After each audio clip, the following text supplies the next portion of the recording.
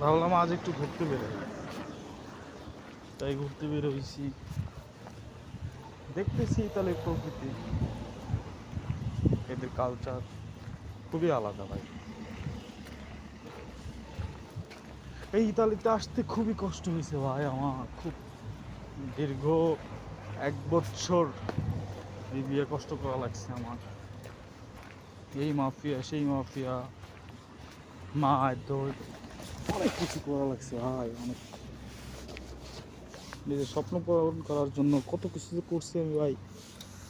তারপর সব কিছু মিলে আলহামদুলিল্লাহ, আল্লাহর কাছে লাখ লাখ লাখ শুক্রিয়া যে আল্লাহ আমারে বাঁচায় ইতালি আনছে, এটাই আমার কাছে শুক্রিয়া।